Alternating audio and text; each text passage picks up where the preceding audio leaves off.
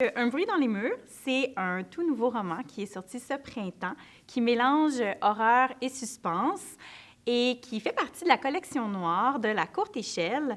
Il a été illustré par Geneviève Biguet, une illustratrice de grand talent.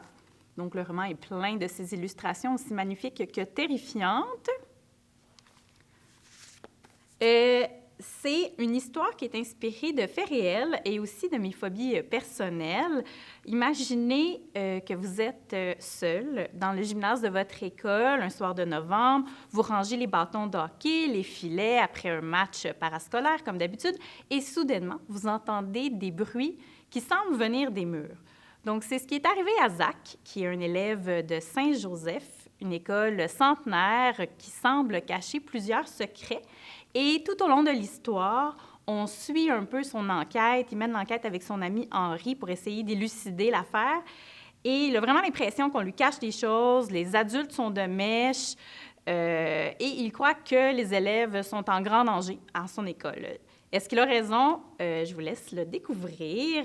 Peut-être que vous ne verrez plus votre école de la même façon après avoir lu ce roman-là. Donc, je vous suggère de le lire les lumières fermées avec une lampe de poche pour un peu plus de sensations effrayantes. Un bruit dans les murs, c'est inspiré de faits réels. C'est ma grande peur à moi. Je ne vous dis pas de quoi exactement.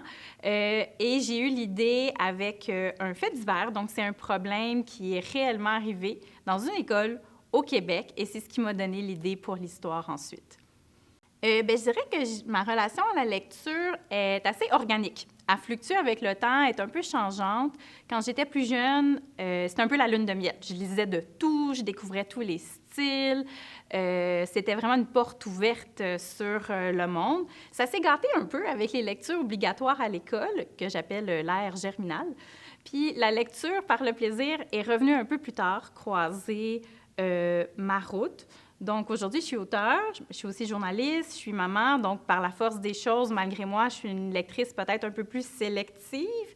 Chacun des moments de lecture est hyper précieux. Donc, je pense vraiment que c'est une relation qui est évolutive.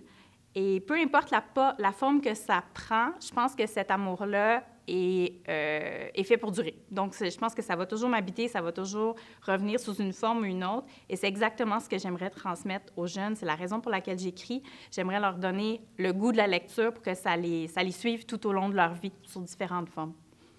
La présence invisible. La noirceur était tombée dans le gymnase de l'école. Je rangeais le matériel de hockey Cosum dans le petit local du fond. C'était ma responsabilité en tant que capitaine de l'équipe. Je prenais ce rôle au sérieux du haut de mes 10 ans. J'en oubliais même l'odeur de sueur et de moisie qui flottait toujours dans ce vieux cagibi. Dans ma tête, j'étais ailleurs. Je revoyais les moments forts de notre dernier match, 3-2. Notre école avait perdu, mais avec dignité.